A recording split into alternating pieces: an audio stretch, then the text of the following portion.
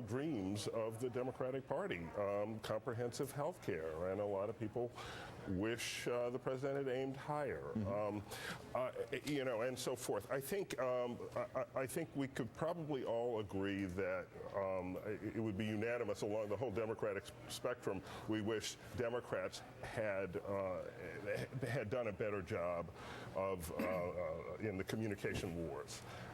They were clearly behind almost every day of the last 2 years in the communication battle. The Republicans were very successful, very clever, and very quick at defining the language in which issues were being discussed and thus the terms of debate. So it wasn't end-of-life care, it was death panels, and it wasn't comprehensive health care, it was big government takeover.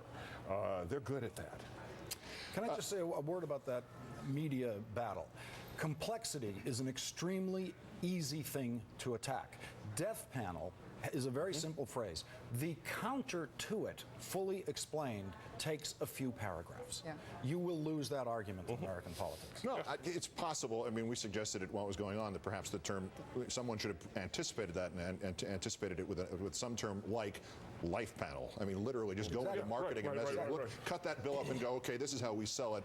Subtract all of the ethics from the process and just say life panel. But by the time you did that, and did that very effectively on television, the Democrats had lost their ability to find that phrase. It shouldn't be done as somebody's hobby, and that's. Well, we have a phrase, and no one reached for it, which was living will. Yeah. It's a positive term. But even that has a certain. Well, we can get into this later. We're going to start now to look around elements of our coverage tonight. Chuck Todd, our political director, is covering tonight's elections by the numbers, and that's all you're going to get is numbers. But Chuck has the special numbers in the by the numbers room. Chuck, take it away. Well, look, I'm going to do this in here. Let's go to brass tacks. Let's figure out the magic numbers, of course, for the Republicans tonight are 39 and 10. They need 39 House seats. So the question is, what to watch in these first poll closings. And what I'm watching here, obviously these are the 7 o'clock poll closings, but there are a ton of House races in here. 3 big ones in Indiana, at least 1 truly competitive one in Kentucky, 4 maybe in Virginia, another 4 or 5 in South Carolina and Georgia. And so what I would say to folks is watch these results at 7 o'clock as they start coming in. In Kentucky, the 6th district, this is Lexington, Ben Chandler. Keith, you know the Chandler name well. This is the great-grandson of Happy Chandler, of course, the famous baseball commissioner who integrated baseball. If he is in a very tight race, or if he is losing, this tells you the size of the night for the Republicans, the potential size of the pickup that could be well over 40 seats, well into the 50s here. Another one that I'm watching is the 2nd district in Indiana. Look, Republicans expect to take 2 in Indiana, the 8th and the 9th. If they get this 3rd, this tells you it's truly a wave-type election. This is the 2nd district in Indiana. It's a district that President Obama carried in 2008 when he narrowly carried Indiana. Another one is the suburbs of Washington, D.C. Look, we've all woken up, Chris and I have woken up to a surprising number of attack ads in the last week between Jerry Connolly and Keith Fimian, the Republican here. This is a district that won 57% for President Obama. And Jerry Connolly is somebody that voted for everything when it came to President Obama's agenda. And if he is in a tight race, if we're not seeing this race called very early, very quickly, this tells you about 2 things, frankly, and that is Democratic turnout. Maybe it's a little lackluster in Virginia, nothing at the top of the ticket, and the enthusiasm on the Republican side. And then finally, I want to bring people to the 7:30 poll closings, because here is where we're going to get our first taste of what type of real chances do the Republicans have of picking up the Senate. It's always been a tough thing for them to do, but in order to do it, they got to win West Virginia. There is just no way around it here. My apologies there for that. They have to win West Virginia in order to get to the 10, because sweeping Washington and California, which when you start looking at the path to 10, seems like a very difficult thing to do. Those are very blue states. West Virginia, by the way, guys, the classic state where Democrats, Joe Manchin, tried to localize the race. John Racy, the Republican, totally nationalized the race. This is a red state. So do voters show up to the polls and vote against Washington, or vote for for the governor that they like with a 70% approval rating, guys? Keith? Chuck Todd, thank you. And just to emphasize Chuck's point on this, this is my list here, and you don't have to zoom in on it or anything. That's just the stuff before 11 o'clock, the key House races. Just to give you an idea of what we're looking at, what you're going to look at with us throughout the night. Let's go on the road now. Ed Schultz, the host of the Ed Schultz Show here on MSNBC, is in Las Vegas, and you can read just behind him the senator part, which tells you that he's in Harry Reid's headquarters, and has that perspective and also the bigger picture for us on the night. Ed, good evening. Good evening, Keith. You said we got 400 people working on this tonight. Well, I think I got the best job because this is what the Democrats are watching tonight. I had 3 senators call me today and ask me, Eddie, how's Harry doing? Well, the exit polls, it's neck and neck, as expected. Down the stretch, Harry Reid has been very aggressive to get out, to do the smiling, to get him in a different mode with the American public, because when you see him on the Senate floor, he's always so serious, he's always so sullen. But this is a close one. There's no question about it. It's going to be a nail-biter down to the finish tonight. And Sharon Angle, staying true to form during her unorthodox campaign, told a radio talk show host today here in Las Vegas that it's time for candidates to teach the media a lesson and that we need to bring back professionalism to reporting.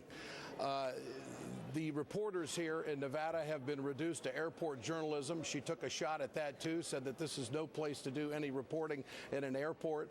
So this campaign has been on steroids since day one. It has been unorthodox. It's been unpredictable. But Harry Reid, you can sense that there is a very quiet confidence tonight coming out of his camp. He is no stranger to close races. It was back in 1998 when he then defeated Congressman John Ensign by 400 votes. We could be in that neighborhood tonight. It's going to be one to watch. It's going to go into the wee hours of the morning. And I think that Harry Reid is going to surprise a lot of people. He has faced an onslaught of corporate money. And Keith, it's not so much that, you know, Sharon Angle is such a great candidate or would make such a great senator. As it is, Harry Reid is so controversial with so many voters in this state. The question is, are there enough people out there that want to save Harry Reid's job as opposed to seeing some type of change? It's not the candidate Sharon Angle. It's the money that and the onslaught that he has been fighting so much throughout this campaign. But you sense a real quiet confidence amongst the Reid people tonight. Ed Schultz in Las Vegas, where if we're in that neighborhood where it's very close and 400 votes, you better rent something because we're going to be in that neighborhood for a couple days, if not weeks, plus lawsuits involved, too. Thank you, Ed. We'll get back to you throughout the evening, of course. Luke Russert joins us now, our Capitol Hill correspondent from Capitol Hill, on his way to the RNC event later this evening as they prepare for what is universally expected to be, as Mr. Boehner put it tonight, a good day, thus a good night. Luke, how good a night do they think it is? Are they giving you any hints? Right now, Keith, they're saying that they're taking nothing for granted, that they will not actually address, more so Mr. Boehner will not actually address the election watch event until they are 100% confident that they do have the House of Representatives. That being said, strategists who are very close to the GOP leadership have told me today that they fully expect to at least get those 39 seats, possibly even 50 or 60 seats. John Boehner right now is apparently at his Washington, D.C. based apartment. He's going to go to the hotel, the Hyatt Hotel in downtown Washington, D.C. around 8 p.m. From there, he'll be in almost a command center in constant contact with Pete Sessions, head of the NRCC. He'll be congratulating candidates who have been victorious and constantly monitoring the phones. But the Republicans have really said, Keith, that this is not so much a cause for celebration because the nation is in the midst of terrible unemployment. You won't see any confetti or balloons dropping at this election watch event tonight. They went so far as to call it an election watch, not an election party, because they don't want to give off the idea that they're somehow in a celebration mode when so many people are downtrodden, when so many people are having difficulty reaching the American dream. So it'll be interesting to see how that message is conveyed this evening. But at the end of the day, they certainly are confident that John Boehner will be the next Speaker of the House for the 113th Congress. Keith? 112th Congress, sorry. Commendable There's restraint. so many of them. Yes, right. We might, by the time this one's over, we might be voting already for the 113th. Thank you, Luke. Indeed. And commendable restraint on the Republicans to not drop any balloons tonight. The results are beginning to trickle in. You've already seen some of them on the board here. The voting districts in Indiana and Kentucky, where the polls will have been closed statewide in Indiana. They're staggered, not the voters, just the polls and the closings. They everybody's closed by 7 o'clock. A note about exit polling that was referred to earlier. We're only going to actually characterize exit polls and any other information and any results after the polls have closed in the individual locality we're talking about, whether that's statewide or in a congressional district, the district itself. We're going to take a quick break. We'll have the first look at the first set of exit polling, plus the man responsible for getting Democrats elected to the Senate, Senator Menendez of New Jersey. MSNBC's election coverage continues after this.